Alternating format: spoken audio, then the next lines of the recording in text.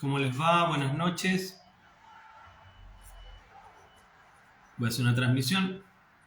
Me demoré un poquito.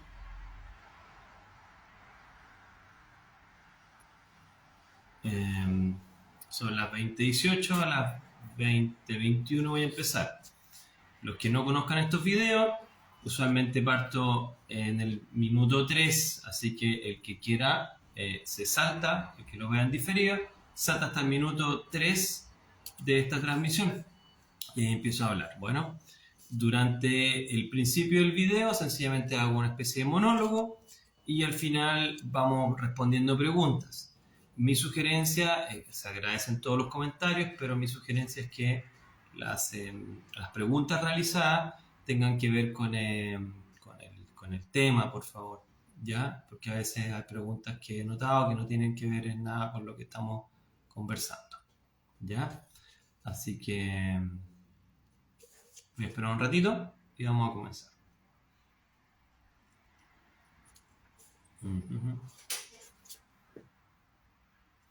Ya les voy a comentar del tema. Paciencia.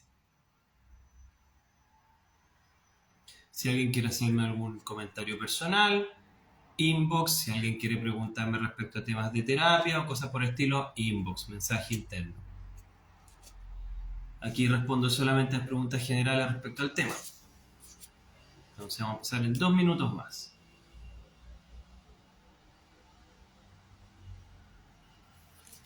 Ya les voy a comentar de qué se trata. De hecho tenía varios temas en mente, pero vamos a tratar de avanzar al menos en uno. Son un poco de ejemplo en general. Vamos al tema 1. Vamos a pasar a ese tema.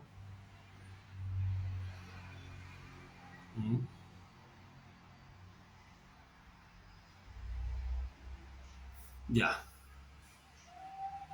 Y después vamos a ir al tema. Vamos a ir a esos 2 temas. Ya. Comencemos. Entonces quedan unos segundos más. Queda 1 minuto más y comienzo. Ese tema me interesa. Ya.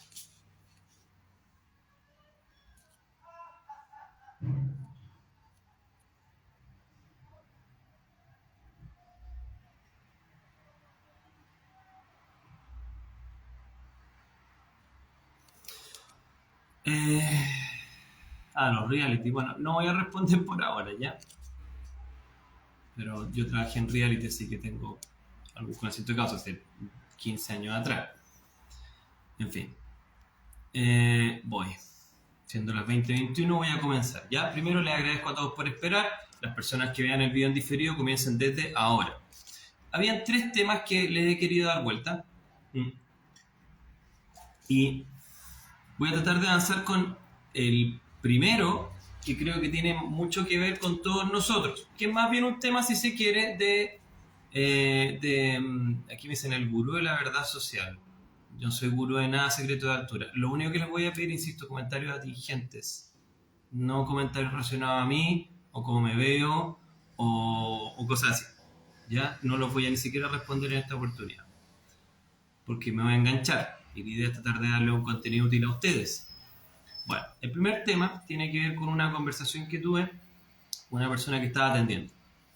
Me hablan mucho de la vida en parejas y en la medida que voy conociendo más al respecto me van surgiendo una serie de dudas. Una de las dudas más importantes es qué metáforas podemos utilizar respecto a el tema de, como objetivo de vida, de tener a un otro. Y nos generan 2 caminos. Insisto, este es el tema 1, es para ver un tema completamente distinto. El tema 1 es de que a todas las personas se les da una metáfora correspondiente a cuál es tu propósito de vida. Y uno de los propósitos de vida, como todos conocemos, el hijo, el plantar el árbol y escribir el libro, tiene que ver con uno de los propósitos importantes de vida, es encontrar a una pareja, a un otro, como usted quiera. Es un imperativo evolutivo. La mayoría de las especies tratan de procrear y mantener la continuidad de la especie. Independiente de que usted elija parejas del mismo sexo o no, parece que hay como una tensión biológica hacia buscar a un otro. Eso está bien. Habiendo dicho esto, la metáfora más clásica en la literatura es la metáfora de Aristófanes. La metáfora de Aristófanes ya la hemos escuchado muchas veces, pero se las voy a resumir. Aristófanes estaba en parte digamos, de las obras de Platón y eran ensayos respecto al amor, en una capítulo particular. Aristófanes es un gran dramaturgo griego y él plantea la noción de la media naranja. Vamos a hablar de programa, es muy popularizada esta idea y tiene que ver un poquito con el tema 2. En el principio de los tiempos, según Aristófanes, existían hombres con 4 piernas y 4 brazos y 2 cabezas, mujeres con 4 brazos, 4 piernas y 2 cabezas, y hombres-mujeres, 2 patitas de cada lado, etc. Y vivían en la tierra y tenían mucho poder. Y en un momento el dios del rayo, Zeus, decide cortarlos porque se habían vuelto soberbios e intentaban escalar a donde estaban los dioses. Y en ese punto buscaron durante el resto de la existencia a su otra mitad. Su otra mitad que podía ser otro hombre, otra mujer o sexo opuesto. Y de ahí viene el diálogo de la media naranja, donde muchas personas están arraigadas desde eso, desde los poemas, desde el amor cortés de Leonor de Aquitania, o digamos de la corte de, hasta Arjona, donde Britney Spears entre medio, donde usted tiene que encontrar una persona para cumplir su propósito de vida. Y eso es sumamente, acuérdense que no voy respondiendo preguntas, les agradezco mucho su buena onda de participar, pero ya les doy tiempo para que podamos dialogar. Bueno, cierro paréntesis. Nuestra historia habla del amor romántico. El amor romántico es una de las formas de amor. Se popularizó más en la Edad Media cuando los hidalgos no podían pololear con la señora del hermano, que era el que heredaba el título. Y ahí vienen los amores de estas gestas, donde el hombre no expresaba su amor hacia la persona que le gustaba y era capaz inclusive de morir en ese amor secreto y defender sus colores. Ahí viene Ivanhoe, la serie de literatura medieval, que era por eso. No todos podían casarse, a pesar de que tuvieran algún grado de nobleza. Se ensalza este amor romántico. Se considera un motivo de vida. Y bueno, tenemos el amor cortés, tenemos el amor de Aristófanes. ¿Por qué les menciono esto? Porque, insisto, nosotros estamos muy seteados a la idea de que tenemos que encontrar un otro. Bueno, ¿y por qué le hago todo este paréntesis? Porque estaba hablando con esta persona en sesión y de repente yo quise ocupar otra metáfora. La metáfora de una prueba. ¿Se imagina usted que usted está en la escuela, en el colegio, y a usted le toca pasar ramos y tiene que hacer pruebas? Y de repente se enamora, como mi querido amigo Juan Andrés, de su compañera de curso. Creo que así partió el amor de Juan y Cecilia. De su compañera de curso, de la compañerita del banco, de la que estaba al lado. Y se establece una relación amorosa en un curso en común donde tienen que hacer pruebas individuales, en general. Creo que esa es una buena metáfora a lo que tenemos que cada ser humano ir tendiente en la vida. Es decir, es parte de los propósitos de vida compartir y establecer ese compartir con alguien que me satisface. Pero la evaluación es individual. Es decir, qué bien que tú te encontraste en una etapa de un curso con alguien que te encantó y te enamoraste. Pero el propósito de estar ahí no era ese. El propósito de estar ahí es aprender cosas y pasar los ramos. Y eso solamente lo puedes hacer tú. No hay pruebas en grupo. O por lo menos este ejemplo hipotético, no hay pruebas en grupo. Entonces, ¿cuál es el problema? Insisto, la mayoría de las personas creen que, entre comillas, si hay algún propósito de la vida, creo que no lo hay. Cada uno se genera el propio. Hay un poquito parecido a Nietzsche. Un mundo absurdo, cada uno crea su propósito, pero pareciera que muchas personas están pensando que el propósito de su vida es encontrar a alguien. Y es equivalente a decir que el propósito de ir al colegio es encontrar pareja, o ir a la universidad, o ir al instituto, o donde usted quiera, al trabajo. Y usted no va a ninguna de esas instituciones, a la escuela, al hospital también puede ser, al trabajo, a la fila del banco. Usted no va a ninguna de esas circunstancias, al avión, que hablamos la otra vez de la metáfora, no va a ninguna de esas para conseguir a una pareja. Usted va a cumplir tareas personales. Usted ya tiene un propósito personal que nadie más que usted lo va a poder elaborar, descubrir y resolver. No puede copiar al compañero. No se permite la copia. Aparte, como están tan customizadas las características, por mucho que quiera copiar al compañero, las preguntas de la prueba son distintas que la prueba del compañero, o de la polola, o de la novia, o la del novio. Entonces, estamos bastante complicados porque nos han enseñado que ese propósito, y ese nuevo propósito, es una contingencia. La contingencia de la vida es que usted, fantástico, encontró en su curso, encontró en su clase de canto, en su clase de teatro, encontró una persona que se enamoró. Pero me imagino que usted no fue a la clase de teatro, ni a estudiar fotografía, ni a yoga, ni a estudiar ingeniería, a encontrar pareja. Usted fue a estudiar. Usted fue a capaz de sus propios recursos demostrar que usted sabía. Entonces, lamentablemente, estamos en una sociedad que ha tendido a ensalzar eso como el propósito de la vida. Y es una parte de la satisfacción personal, sin duda. Pero cada uno tiene características personales y por ende tiene maneras personales de resolver los problemas. Lo que muchas veces hacen las parejas es mostrar las cosas que uno tiene que trabajar. Como muy bien ayer me comentó mi querido amigo Ricardo Silva, que tiene toda la razón en ello. Y no muchas otras cosas. Entonces, ese era un poco un tema que es una humilde metáfora, pero que veo que es una confusión y que tiene que ver un poquito con el devenir histórico.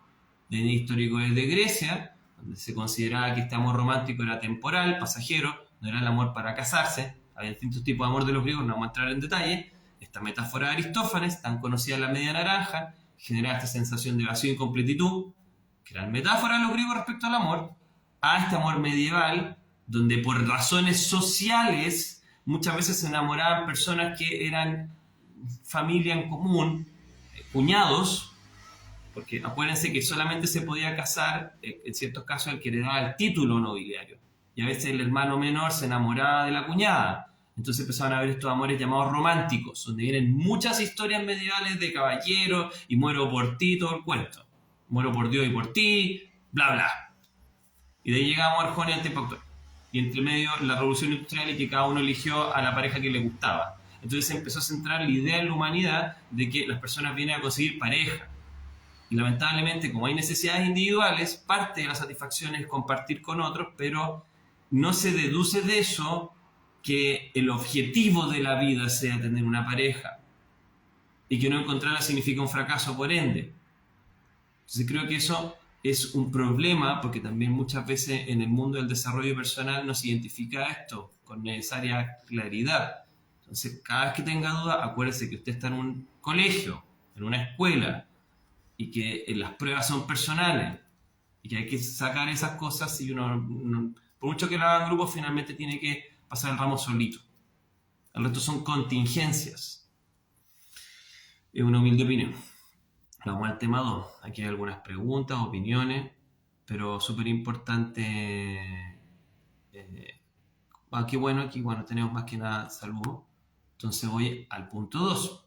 Tiene que ver un poquito con esa historia de Aristófanes, porque me quedé pensando el mito de que los seres humanos eran tan poderosos en un momento que eran dos dentro de uno, como una especie de bolitas que caminaban con 4 patitas y 4 bracitos y 2 cabezas, y que quisieron atacar a los dioses por el poder que tenían, que los dioses cuando llegaron a la altura de ellos, piensen la metáfora, el símbolo, escalaron hasta llegar a la altura de los dioses, el dios los cortó, los castró, los limitó. Y eso se parece a una metáfora, la metáfora de la Torre de Babel. La Torre de Babel nos habla también, desde otro punto de vista, de que los humanos llegaron a un momento a tener tanto poder y soberbia por ese poder, a querer alcanzar a los dioses o al dios. Aquí no va a tratar de hacer ningún tipo de atentado contra alguna religión, pero misma metáfora, alcanzar. Y que bueno, que la consecuencia de eso fue que los dioses intentaran destruir a los seres humanos. Entonces, eso me llevó al segundo tema que quiero reflexionar hoy día. Por ejemplo, aquí me dicen, Chilling, invítame a la TV. No voy a responder más de esos comentarios. Si quiere conversar conmigo, mándeme un interno. Porque la idea es tratar de trabajar estos dos temas, ya ver por qué es relevante el tema 2. También lo mismo los saludos. Si me quieren saludar, ¿por qué no me saludan por interno? Porque tienen que hacerlo en un foro. Analícense ustedes mismos. Buena onda, pero si realmente quieren conocerme, háblenme ustedes directamente. Y yo voy a hablar. Pero esto aquí en esta cuestión pública, opinemos. En fin, continúo. La torre. Se repite la torre en muchos puntos. De hecho, el último que puede hablar de la idea de la torre es quizás Noah Harari. Yuval Noah Harari, en Homo Deus, habla de que los humanos van a ser dioses. ¿Se fijan? En la metáfora de Aristófanes hay algo de esta idea de que los humanos quieren alcanzar a los dioses, al Olimpo. En la metáfora de la Torre de Babel, o en la historia de la Torre de Babel, los humanos en su soberbia quieren alcanzar a los dioses en altura. En Harari, el Homo Deus, los humanos van a ser dioses. ¿Qué significa ser un dios? Bueno, entre otras cosas, parece que los dioses tienen la capacidad de elegir. Los dioses tienen la capacidad de modificar el ambiente. No olviden que la mayoría de las deidades desde los tiempos más pretéritos manejan la naturaleza, tienen control sobre la naturaleza. El resto de los animales no tiene control sobre su medio. Solo los dioses tienen control sobre su medio. Entonces, si bien yo no estoy muy de acuerdo con Harari en muchas cosas, entre ellas que sea el consultor principal o uno principal del Foro Económico Mundial, es muy interesante que cada cierto tiempo aparezcan estas metáforas. ¿De hasta qué punto los seres humanos, qué tan alto pueden escalar los seres humanos? ¿Y de qué se diferencian con los dioses? Y esa metáfora me llega a un punto que quizás va a ser muy controversial, que quiero compartir con ustedes y que espero que no les genere molestia, aunque si les genera molestia, por lo menos que sea para que ustedes reflexionen. No hacen ningún tipo de emplazamiento hacia sus respectivas religiones o credos. Hay muchas metáforas en la religión que hablan de dos polos: predestinación versus libre albedrío. Muchas religiones tienen estos dos polos. Algunas metáforas hablan de cuando los seres humanos tratan de parecerse a esto que vamos a llamar dioses. Entonces, cuando uno escucha esto, a mí me surge la siguiente pregunta. ¿Qué es lo que implica ser humano? Y una de las cosas que implica ser humano es que son monos constructores. Tenemos un pulgar. Las otras especies de dominios no tienen la fuerza que tenemos nosotros con este pulgar. Nos permite hacer herramientas, como el Homo habilis, por ejemplo. Entonces, una de las características que define a esta especie, otras probablemente paralelas a nosotros como en Neandertal también, pero quizás no a este nivel que el nuestro, que nosotros diseñamos la realidad. Entonces, esta metáfora del libre albedrío habla de hasta qué punto los seres humanos son capaces de rediseñar la realidad al punto que van en contra del plan original. Y eso me genera una potente duda, contradicción lógica respecto a las religiones. Muchas religiones nos hablan del libre albedrío, pero también nos hablan del gran plan. Y creo que estas dos cosas son contradictorias entre sí. Si los seres humanos, por definición, tienen la característica de rediseñar su entorno, tienen una característica que muchas veces también los humanos han atribuido a los dioses, que pueden modificar el entorno a su voluntad. Y eso de cierta manera va en contra de algunas ideas de algunas religiones, que tenemos que seguir un gran plan. Porque si usted se puede rediseñar a sí mismo, entonces no está de acuerdo con el plan, porque está de acuerdo a su plan, no al plan. No está de acuerdo a las características de la naturaleza, está de acuerdo a sus propias características. Y claro, ahí se genera un dilema fundamental: ¿hasta dónde podemos llegar? Y algunos lo superan con el tema de la moral. Podemos llegar hasta donde nos permite llegar la armonía natural o cierta carta de principios fundamentales. Y eso yo no estoy de acuerdo. Yo creo que los humanos tienen el derecho de poder rediseñarse a sí mismos y por ende ejercer su libre albedrío. Y esto es algo que no se habla mucho porque se considera herético. ¿Hasta qué punto los humanos tienen derecho a rebelarse contra la misma naturaleza? ¿Y hasta qué punto es lícito? ¿Hasta qué punto lo hacen? De hecho, lo estoy haciendo ahora. Estoy hablando con ustedes en una máquina. Yo, a través de mi voz, no podría llegar a un poco menos de 200 personas. Yo, a través de mi vista, no podría ver a esta hora porque no hay luz. Yo no estaría vivo acá si no fuera gracias a la medicina. Yo les he contado, tengo múltiples enfermedades y padezco todos los días de múltiples dolencias. Y existí, nací y sigo viviendo gracias a los avances científicos, no a los avances del mundo natural. De hecho, yo habría sido descartado biológicamente hace mucho. Entonces, mi pregunta es: ¿por qué tenemos en muchas religiones esta idea de seguir un gran plan mientras también se dice que los seres humanos tienen derecho a elegir, a tener libre albedrío. Son contradictorias estas características, y discúlpenme si van contra las cosas que ustedes más arraigados tienen en algunos de ustedes o muchos de ustedes. Pero por eso yo no adhiero a las religiones, porque adhiero primero al entendimiento, a la lógica, a mi observación, a la observación directa a través de mis sentidos y a través del análisis. Y el análisis nos lleva a poder deducir por nosotros mismos lo que tiene consistencia y lo que es inconsistente. Y normalmente lo que es inconsistente es, al menos en la lógica, una prueba de que eso no está funcionando bien y que quizás alguna de estas ideas no corresponden. Entonces, la verdad, te habla con mucho respeto a esto, porque ustedes pueden entender las implicancias que tiene, que quizás toda la historia que nos han contado al revés, de cierto punto de vista. ¿Qué es lo correcto?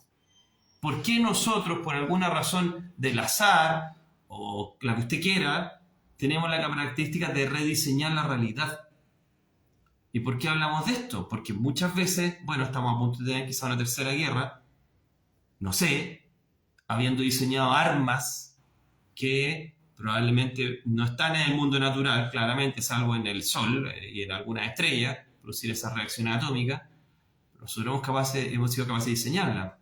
Nosotros estamos muy cerca de poder curar muchas enfermedades, quizás no todas, pero muchas, de establecer ingenierías genéticas y cambios epigenéticos que hagan de que los seres humanos puedan ser una raza distinta a la que son ahora, irreconocible quizás para nosotros en este momento. Eso también te lo plantea Harari y tiene razón. Es historiador, pero ha leído de biología y más o menos se da cuenta de la proyección que va de aquí en adelante. Podemos editar genéticamente seres humanos para hacerlos más sanos, más fuertes, más longevos. Nosotros mismos podríamos rediseñarnos biológicamente para vivir más, algo que ya he hablado en alguna oportunidad. ¿Entiendes? Entonces, por eso mi pregunta es no desde sus credos y de lo que consideran bueno o malo, sino que traten de analizar desde la lógica. Ustedes son seres vivos que se pueden rediseñar y se rediseñan todos los días y vienen de ancestros que han rediseñado este mundo, para bien o para mal. No sé, no me meto ahí. Y parece que una de las características principales de estar acá es poder escoger, elegir, poder decidir. Y si lo llevas esto a una especie que es capaz de diseñar y elegir, por ende es capaz de rediseñarse. Y por ende es capaz de modificar la naturaleza. El plan, si usted quiere. A su pinta. Porque parece que somos seres artificiales. En el sentido de que nosotros modificamos las características del entorno. No sé hasta qué punto podemos quebrar las leyes de la naturaleza, pero ya hemos quebrado, o sea, le hemos modificado groseramente muchas, por lo menos del alcance de nuestros cuerpos, muchísimas. Entonces, esto tiene mucho que ver con qué. ¿Por qué Sergio hoy día? ¿Qué se fumó Sergio para hablar de estas cuestiones? Muy simple. Nosotros estamos teniendo una guerra que es divisiones principalmente de creencias. Tenemos una guerra religiosa en este momento, donde hay personas que piensan tener una verdad revelada a través de la religión y que establecen guerras, o que tienen una verdad revelada a través de una ideología política y que les parece apropiado establecer guerras. Es decir, en este momento tenemos guerras culturales, político-ideológicas, donde comunistas y capitalistas se enfrentan, pensando de que cada uno de ellos merece o quiere el control social y controlar a la gente a la manera en que su sistema de organización funciona, porque las políticas no son tan distintas a las religiones. Yo creo que todos deben recibir lo mismo, o yo creo que todos deben recibir según su esfuerzo. Y lo llevan a un grado de religiosidad absoluta. No me van a decir que Adam Smith no es una nueva religión o Marx, porque tienen las mismas características de una fe, de un plan, y que todos deben seguir ese plan, y que el modelo es la única manera de hacer las cosas. Lo mismo que las religiones. Tal Dios decidió que el gran plan es este y entonces tenemos que seguir el gran plan. No, que la otra comunidad dice que su Dios dice que el gran plan es este y que hay que exterminar al otro lado. Y así se llevan los humanos. ¿Cómo podemos salir de esa dicotomía hegeliana? Tesis y antítesis. Síntesis. ¿Cuál es la síntesis? Bueno, el ser humano tiene una característica y ellos se rediseñan. Y eso implica que podemos ir cambiando, tenemos la posibilidad de ir modificando las reglas de nuestro juego, generando nuevas ideologías, generando nuevos avances que permitan de que no sean necesarias estas luchas, por ejemplo, por la escasez, generando que ideas que tienen 3.000 y 5.000 años quizás ya no son válidas, porque ya no somos pastores en páramos, sino que somos personas en edificios y con computadores.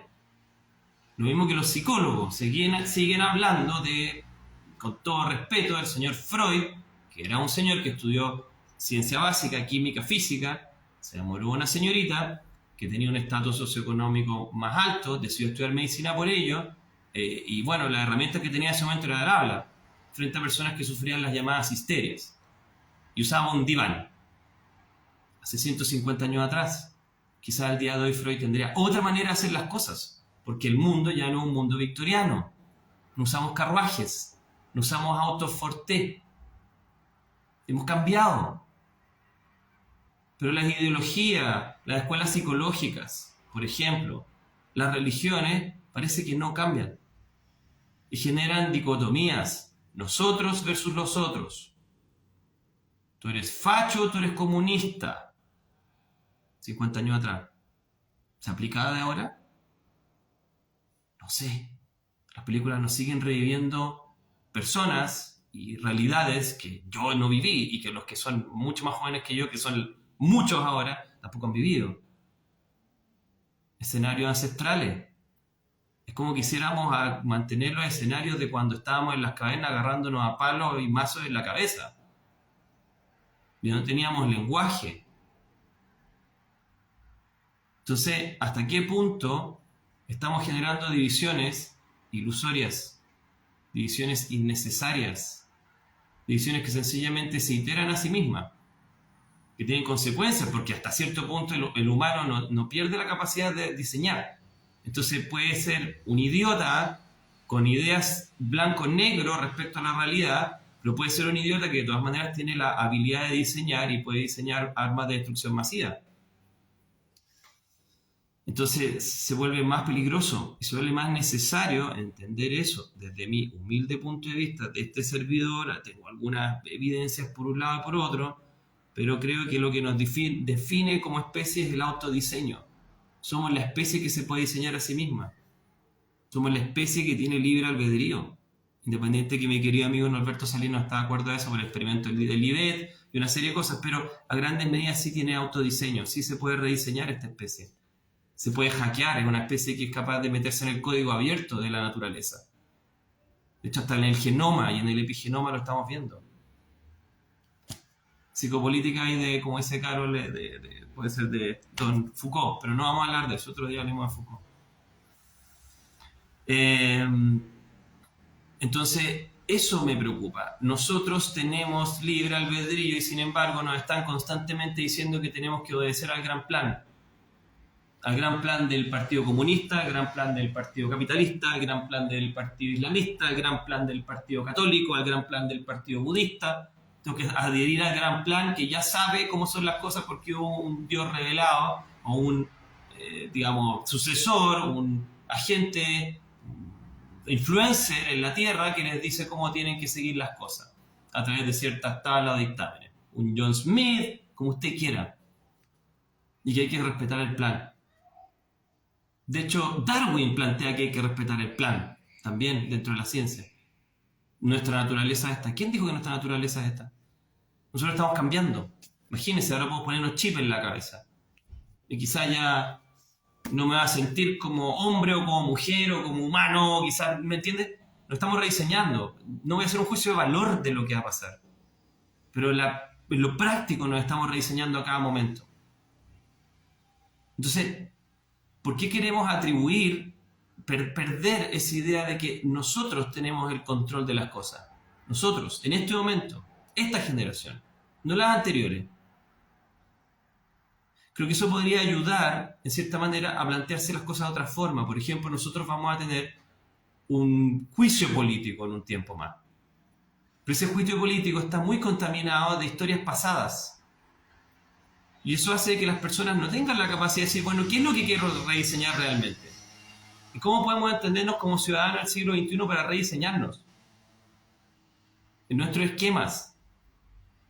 Y ahí viene toda la fuerza del meme. Esta idea de Dawkins, no solamente los memes, estas cosas divertidas, estas imágenes divertidas, sino de que esta virus de la información que se repiten a sí mismos solamente con el fin de repetirse a sí mismos en cerebros de personas. Igual que un virus que busca solo replicarse, los memes simplemente buscan repetirse a través de ideas que un humano se le entregue al otro y así.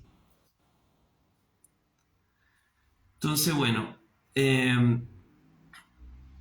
voy a ir viendo un poquito preguntas, pero me da lata, una vez van a creer que soy, pero pucha, yo trato de analizar a través de la lógica. Entonces, en ese sentido, veo ciertos textos y dicen, usted tiene libre albedrío, pero el que se reveló del gran plan es el malo. Cresta, ¿cómo es eso?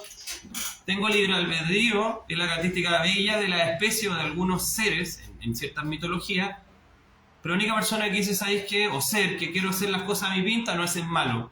Se tiene que joder por el resto de la eternidad. Es un mensaje ambivalente, ¿no les parece? No se sigue de B. Yo creo que muchas de las credos que las personas profesan no sé si los han analizado en el escrutinio de la lógica, ni siquiera de la fe, en el sentido de que, bueno, siento que hay una entidad superior, organizadora, pero de las descripciones de esta historia y cómo debe de resolverse eso y cómo debe vivir el ser humano. Y que hay profundas contradicciones en la manera que se establecen estas historias, estos relatos, para aterrizar esto a la vida común, en estos mitos, y cuáles son los valores principales y cuáles son los valores secundarios. Entonces, insisto, a mí no me convencen para nada y creo que están generando mucha desunión. Ya voy a ir leyendo algunas preguntas. Secreto de altura. ¿Qué pasa cuando llegas a un punto en el cual te das cuenta que no necesitas pareja porque nadie es pareja, somos distintos? Creo más una relación libre, compañero de vida. Bueno, está relacionado con el tema 1. Sí. La relación de pareja continúa aquí, secreto de altura, tarde o temprano ejerce el control sobre el otro y eso causa daño. Lo que creo que causa daño, secreto de altura, mi, insisto, básica opinión y humilde opinión, es de que las personas creen de que pueden controlar los objetos y pueden controlar a las personas porque las personas tienen un cuerpo. Entonces, como tienen un cuerpo y como nosotros somos seres de 5 sentidos, en general pues, hay más internos, pero en fin, creemos de que como los vemos físicos, también los podemos mover igual como podemos mover una lámpara o un mueble. Es una ilusión que generamos. Y hizo una transmisión hace mucho tiempo al respecto. La gente lo tomó muy mal, dijo, usted cree que la gente son cosas. O sea, en sentido literal, yo veo objetos a mi alrededor, pues no veo almas, porque mis sentidos, mis ojos están para ver lo tangible. Y como soy un mono que estoy acostumbrado a mover cosas, creo que puedo mover a la gente y por ende mover su conducta. Entonces, no es que las personas quieran generar control, las personas hacen lo que hacen con el resto de la naturaleza, con los televisores, con los autos, con sus cuerpos. Entonces, ¿por qué no? Es súper lógico que quieran que las personas se muevan a la pinta de ellos. Entonces creo que no es un problema de que haya gente buena o mala o que en general las parejas estén condenadas porque busca el otro controlar al otro. El ser humano busca controlar su realidad y dentro de su realidad están otros seres humanos que para él se representan como cuerpos porque no es capaz de ver toda su vida intrapsíquica. ¿Se entiende? Los humanos somos lo único que perseguimos es la certeza porque probablemente estamos dotados de lógica y por eso la lógica nos hace pensar en términos de silogismos. Una vez le pregunté a una psicóloga el por qué se da tanto a algunas parejas mal en el cielo, nos dice esto, duraban tanto tiempo y me respondió que siempre hay uno de los dos que es más infeliz y aprende a vivir así. En gran medida, Mar en el cielo, lo que plantea la colega, tiene un poco que ver con el modelo de limerencia de Dorothy Tennant. Hay uno que es el objeto limerente en general. Un día sí que hablamos más de eso. La paradoja de Epicuro nos habla aquí Galvez. Galvez.jorge. Está un poco en esto de la vida en pareja. El gran plan, sí, Candide, el gran plan es lo que la mayoría de las religiones plantean como hacia dónde tienden las cosas. No lo quiero decir de otra manera, pero se llama el gran plan. Pues. O sea, como la obra de, póngale usted la deidad de su interés. Y espera que Y después también, ¿y por qué también hablamos esto? Las guerras que hay hoy día van a también levantar suspicacia en muchas personas de ciertas religiones de pensar de que están en los últimos días, porque el plan se está ejecutando, por ejemplo. ¿Cómo vamos a ayudar a esas personas? ¿O cómo se va a ayudar a la humanidad en caso de que sienta de que, bueno, de que está ante los últimos días? Porque muchas personas lo van a sentir así. Porque estamos en una cultura que tiene ciertas bases culturales y religiosas, donde supuestamente se va a ejecutar el gran plan por ciertos libros que indican ese manual. Por ende no hay diseño, autodiseño. Se refiere al plan de reproducción y vida en la Tierra, Cabañas. Ese es el plan de bienestar para los humanos. Voy avanzando. Un jugador de esgrima difícilmente tiene tantos problemas físicos, me dice Marchilo. Sí, llevo 30 años haciendo esgrima, Marchilo. Sufro de varias enfermedades autoinmunes leves, sufro de asma, sufro de un grave artritis, de artrosis, entre otras. Así que usted me pone preguntas, si usted quiere averiguar. Yo he estado haciendo esgrima durante todos esos años, salvo ahora que me lesioné mi gemelo izquierdo, y espero recuperarme pronto. Entonces, no sé, usted está asumiendo por ese silogismo y asumo que usted me está tratando de mentirosa, o mentiroso, Marchilo 22. No he mentido. Pero me llama la atención que su comentario está fuera de lugar. Cabañas, 3 robles con guillo. Se supone que uno elige el plan original, que estamos gobernados por Jehová Dios y no por los humanos que prometen y jamás quitan el hambre, salud, especie, etc. Puede ser, pues, Cabañas. Las religiones son como la política, manipuladas muchas veces y no olvidar la cantidad de muertes en nombre del cristianismo en las cruzadas. Secretario Altura nos dice eso. Porque confundido con facilidad, libertad con libertinajes. JPBRC 1.2. Pucha, Sergio, no existe un tercer mito, no se pisa hoy. Uno que sea un punto medio entre estos dos que has comentado, o guiarse ya por el mito no es razonable, perdón si está mal planteado. Trato de entender, tiene sentido lo que dices totalmente. No lo sé. Creo que ahí tiene que haber un punto medio, como nos decía Steiner. Steiner nos hablaba de que había un tipo de Dios como los hindúes, como Ariman, que quería solo controlar, y el mal se hablaba desde el ultracontrol, y había otras mitologías como la cristiana, donde Lucifer era el exceso de libertad, la rebeldía total, y decía que el punto medio era como lo crístico, el punto de vista de él, no mío. Y trataba de buscar las justas medidas. Quizás eso es lo que tú quieres responder, Pisoy, de la tercera vía. El plan común, nos dice Chris, cree sea quizás necesario para no caer en un insano individualismo. Quizá. Se supone que en nuestro interior está la gran verdad, pero eso lleva tiempo a despertar, dice el sector de altura. Fernanda Osorio Arte. Espérate. En lo verdadero es el libre albedrío, ser consciente de que el plan es de uno y que gracias a uno, a eso uno está donde está.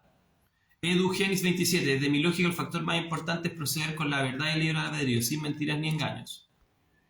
JRPS, divide y vencerás 2030.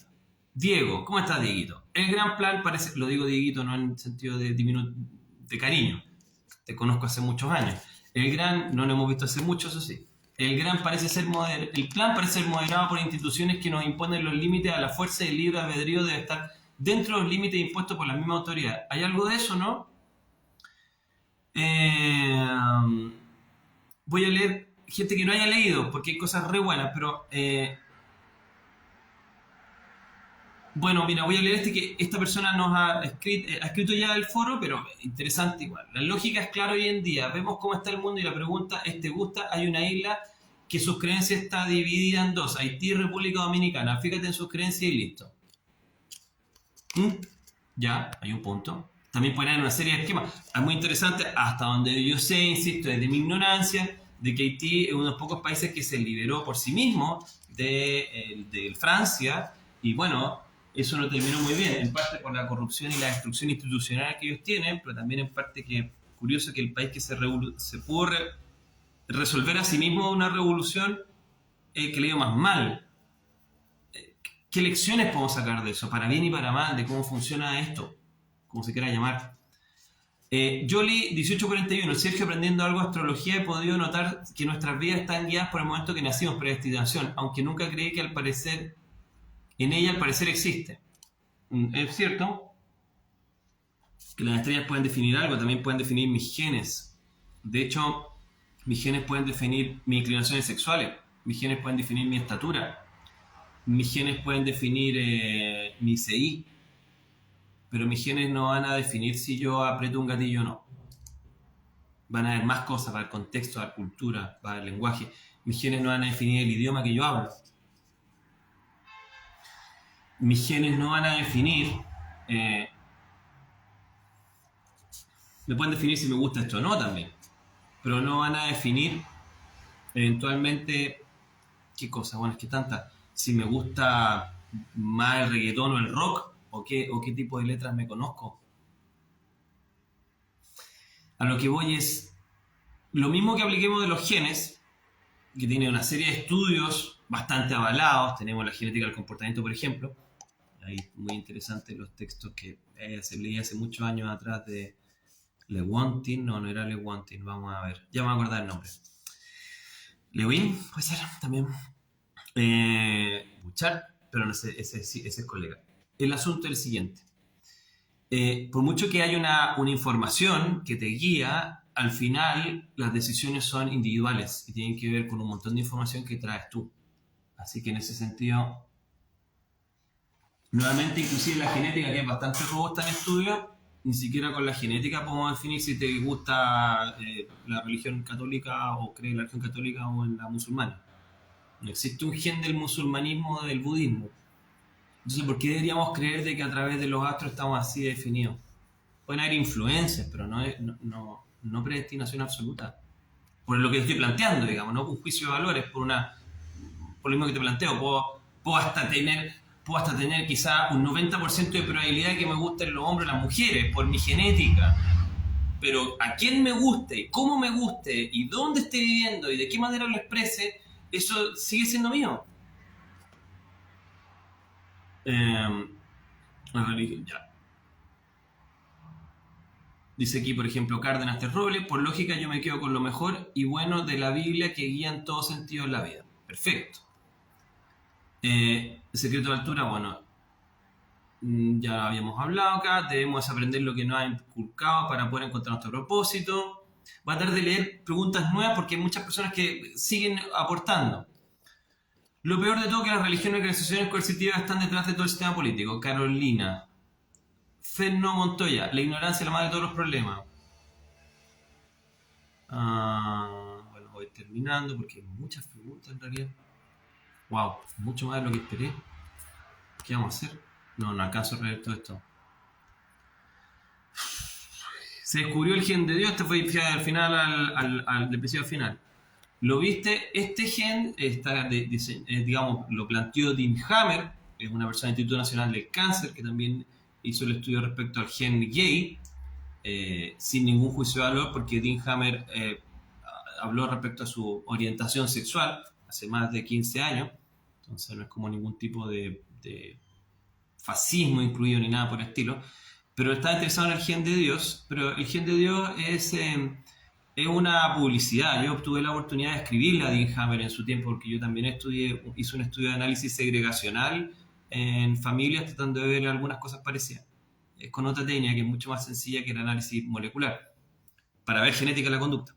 Esto lo hice hace como 25 años atrás, ese estudio, después hablé con Hammer. Pero como dice Cabañas, Terrobles con Guillo, el gen de Dios no es un gen de Dios particularmente, es un gen que tiende a predestinar experiencia mística, y realmente no es como que haya el que tenga activado el gen de Dios es religioso o místico. Tiene muchos errores, hay una propaganda. Entonces lo que te quiero plantear es que si quieres estudiar más de eso, si ya lo conoces, puedes leer el gen de Dios, pero cuando tú leas el libro, si ya no lo leíste, te vas a dar cuenta de que es como un lucky guess, es como una presunción más o menos informada para poder enseñar un poquito de genética y cómo la genética aborda la psicología también. Pero en ningún caso existe un gen de Dios. O sea, eso es un overstatement de todas maneras, pero que era para llamar la atención del público. Un día podemos hablar de genética de la conducta. Green Ore, tener una relación dentro de lo que te hace bien debe ser lindo y que dure lo que tenga que durar. Si termina lo pasas mal, pero vas a terminar bien si tienes esa voluntad. Totalmente. Voy. Aquí nos hablan de que la religión y la política y los dogmas son manipulación. Adriana nos dice que al parecer nos tenemos libre albedrío, pero creo que hay energía que nos conducen. Ok. También nos dice Grinore que cree que vivir en pareja es solo para la reproducción. Ahí está con Arthur Schopenhauer. Vivimos en una sociedad dogmática donde nuestra herramienta más sana es la lógica. ¿A qué se refiere con eso? Si puede explicar más, yo planteo que la lógica es lo que ha permitido en gran medida poder lograr ciertos avances en la humanidad. Y que de alguna manera las ideas pueden ser sometidas a un escrutinio lógico para ver si realmente las podemos considerar o descartar. Podemos argumentar al respecto, debatir, analizarlas formalmente. Eso nos ayuda a determinar, porque la gran pregunta aquí, Solid Foxhound, es si yo no tengo un guía, porque la mayoría de las personas hablan de gurúes, o personas iluminadas, o líderes políticos. Bueno, si yo no soy ninguna de esas cosas, ¿cómo defino lo correcto? A través de mi intuición, a través de mi emoción, eso está bien. Es como que me gusten más los chocolates que, no sé, que los brócolis. Pero a la hora de entender lo que me hace bien, va a tener que hacer un escrutinio, con argumentos y con una serie de procedimientos. Entonces, creo que aprender lógica es súper importante para que ustedes, a través de sus ojitos y a través de su cabeza, puedan definir, sin necesidad de nadie más, qué cosas tienen sentido y qué cosas no. También se puede aportar a través de la intuición y la fe y las emociones. Pero si usted tiene una herramienta como la lógica y la capacidad de observación, usted va a poder responder solo. Y esa es la idea, por entregarle herramientas para que usted responda solo sin necesidad de apelar a una autoridad o a su sencilla afinidad con algo. Porque las personas muchas veces se hayan perdido en decir, lo dijo tal persona, entonces debe ser verdad. Y no pueden razonar por sí mismos, no se les enseña a razonar por sí mismos. La manera de razonar, una es más importante, es el método deductivo. La otra es el método inductivo. Son cosas simples, son cosas esenciales, pero que se han perdido muchas veces.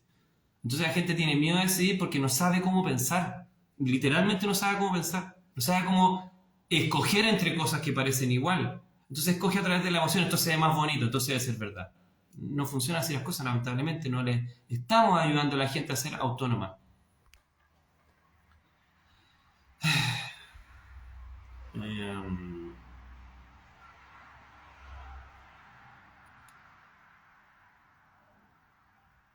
Aquí dicen que no podemos rediseñar nuestra especie. No sé. O sea, en este momento estamos rediseñando. O sea, hay un señor de China que lo metieron preso porque rediseñó los genes de unos gemelos, los cuales no presentaron una malformación cardíaca. Los editó genéticamente y se fue preso por eso, por no preguntar antes, digamos. Cosa que puede ser plausible, lógica. Pero sí, estamos en el nivel de Gattaca. En este momento sí podemos rediseñar gente. Entonces, lamentablemente Austral Bengal sí podemos rediseñar, o sea, aquí no una opinión.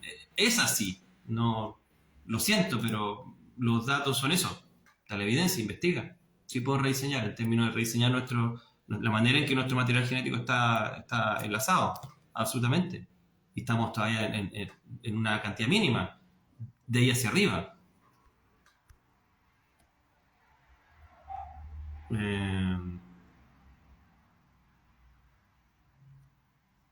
Las personas no quieren conocerse a sí mismas. Bueno, voy cerrando. Muchas gracias a todos. Percival Nova, tenemos libre albedrío, solo que creemos utilizarlo, pero lo cierto es que la gran mayoría de nuestras decisiones son condicionamiento de nuestro entorno. Podemos decidir, pero solo somos, queremos decidir, pero solo somos guiados. Comparto tu opinión. Ahora, no tiene el resto por qué compartirla, pero la quiero leer de nuevo porque creo que sintetiza un poco lo que he tratado de transmitir. Tenemos libre albedrío, pero solo que creemos utilizarlo, pero lo cierto es que la gran mayoría de nuestras decisiones son condicionamiento de nuestro entorno. Conformidad, eso que leímos, que les planteé en Dictador Influencer en este ensayo y en muchos de estos videitos. Creemos decidir, pero solo somos guiados. Pero somos guiados porque no queremos pensar por nosotros mismos, porque a veces no tenemos las herramientas, ni confiamos en las herramientas de esto y esto. Que yo tengo ojitos y sentidos para observar y puedo confiar en la observación. Acuérdense de experimentos de H. La gente no confía en lo que observa, confía más en lo que observa el de al lado. Hasta en cosas que directamente están frente a su ojo. Por ejemplo, que dijera estos dos dedos, ya, estos dos dedos. disculpen, no hay ningún signo. ¿Cuál es más largo? Cuando hay mucha gente, no fue con deditos, fue con líneas, pero para que entiendan. Cuando en el experimento de H, años 60, había mucha gente alrededor que decía, ¿sabes que este dedo es más largo? La mayoría de las personas dicen, este es el dedo más largo. Un 20, un 30% de personas dicen que el dedo es más largo, a pesar que frente a sus ojos saben que es este. Imagínense en cosas que son menos tangibles que tu observación inmediata y directa. Es increíble cuánto las personas aceptan lo que el resto ve y dice y mucho menos lo que ellos ven. Entonces lo primero que les tengo que sugerir es que confíen en sus sentidos, entendiendo que los sentidos no engañan. Eso nos enseñó mucha filosofía desde Descartes, por ejemplo. Pero confíe en su observación directa y después confíe en su análisis de esa observación directa. Eso es todo. En todo eso usted puede elegir. Y también tenga conciencia de que cada vez que usted elige, el acto de elegir, más que lo que usted toma, es lo que usted está dispuesto a sacrificar. Porque la gente cree que elegir es tener varias cosas al mismo tiempo. No, elegir es saber que usted está perdiendo algo conscientemente a minuto que elige algo. Por eso el cerebro tiene, el frontal es un mecanismo de inhibición. El frontal no nos dice lo que queremos, nos dice lo que vamos a dejar de querer a pesar de querer, aunque suene raro. Lo que nos permite nuestro albedrío es evitar cosas que podríamos querer hacer, pero que decidimos no hacer. No nos da a elegir cosas que no hemos pensado. No nos da a elegir no nos da el deseo. Nos da sencillamente la opción de no optar por ciertas cosas. Nada más. Pero eso, en eso se basa, en los sacrificios se basa nuestro albedrío. Desde la parte espiritual vemos mucho gurú volado por falta de lógica. María Alejandra, sí, pues eso es problemático. Y tienen contradicciones porque tienen un discurso bonito, pero eso ya los griegos nos alertaron hace 2000 años. Así se llamaban los sofistas. Que hablaban bonito, pero que hablaban puras weás. Y Sócrates, en Platón, enseñó de que a través de una serie de preguntas, la mayéutica, quedaban en contradicciones. Y que estaban hablando cabezas de pescado. Y eso es fundamental. Pero hemos perdido cosas que sabíamos hace 2000 años. ¿Cómo es posible? Exacto, todos debemos y tenemos la tarea de trabajar el poder de decir lo que es bueno y malo. ¿Qué signo es tío? No soy tío tuyo, Calma y Luis. Me llamo Sergio. Pero la lógica, lo mismo que decir sentido común o normal, todo depende de lo que el lente que uses para mirar. No, la lógica, hablamos de la lógica formal. Googleé lógica formal, principios de lógica formal. ¿Puede ser una lata estudiar lógica formal? Lo sé, pero es necesario. A mí me iba mal en el ramo en la universidad, me lo eché una vez, pero eso no quiere decir que no encuentre importancia. Lógica formal es necesario, es árido, pero al menos tener una idea general, si se puede, con la herramienta de internet, cualquiera podría. Eso te va a ayudar a generar un mecanismo de razonamiento. La realidad es la que tú ves y creas cada día despertando un sueño profundo, caminando descalzo hacia el jardín y mirando el cielo, te das cuenta que te has mentido y la vida está en tus manos. Eduardo Bustos.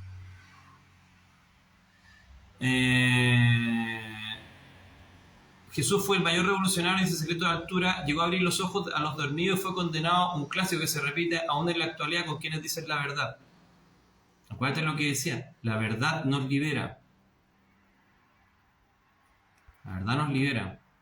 Entonces toda verdad, entre comillas, bueno, no sé toda verdad, pero por ejemplo, desde ese grupo religioso, las cosas deberían ayudar a la libertad de los individuos, no a la idea de que los individuos deben ser oprimidos por alguna obligación. No sé cómo explicarlo. Entonces a veces hay contradicciones, en toda obra hay contradicciones, obviamente. No sé who cares, hablan puras weas. Disculpe que lo haya hecho así, pero... se me fue el francés, po. Cree la mitad lo que de una vez y nada lo que oigas, dice el dicho.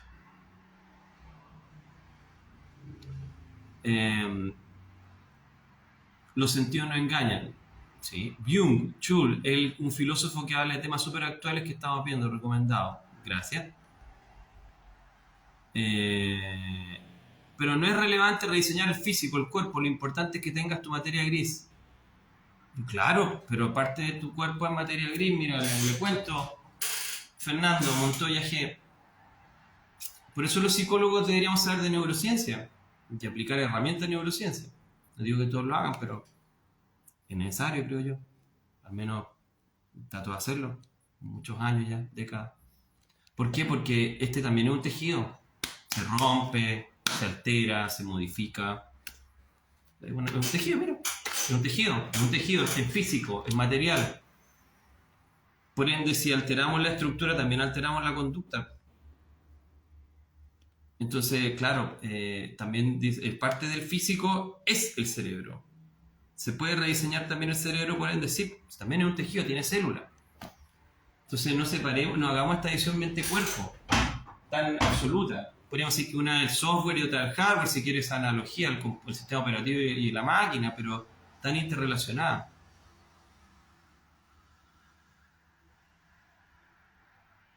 Rafa 23, voy cerrando. ¿Qué hace para manejar la densidad de sus pensamientos? Hacerme consciente de lo que ocurre a mi alrededor son cuchillas en mi cerebro. Por eso veo sus libros. No me siento tan solo. Gracias por eso. Muchas gracias, Rafa 23. Bueno, muchas gracias a todos. Me voy. Tengo que hacer cosas igual que ustedes. Ven a disfrutar de la naturaleza. Eso te conecta con lo simple y sencillo. Muchas gracias, Caballas del Roble. Pero eso yo les pido, por favor, que estudien lógica. Yo no soy profesor de lógica, seguramente entre ustedes hay gente que sabe. No sé, oriéntenos con algún video. Sí, aquí ha grabado Seba Florelli.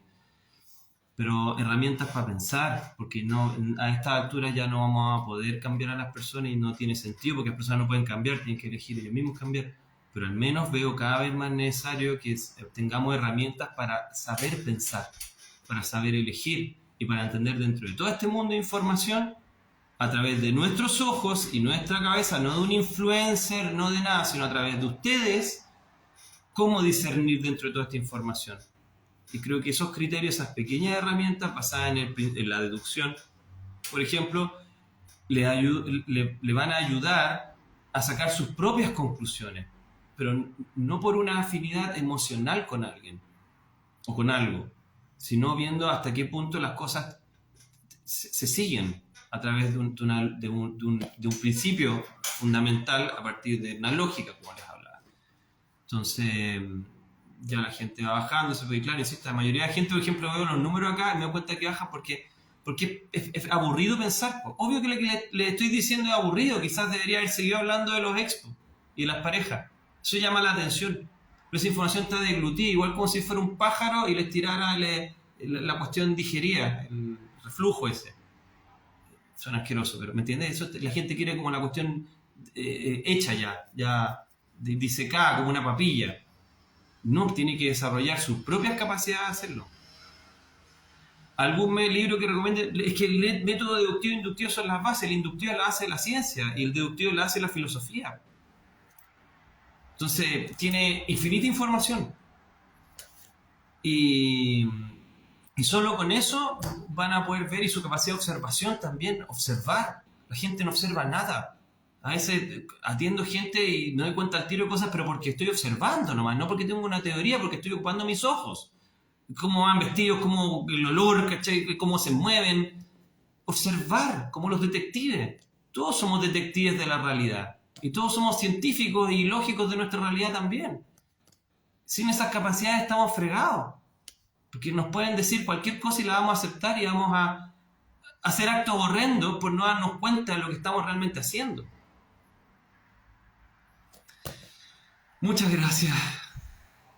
Que les vaya bien.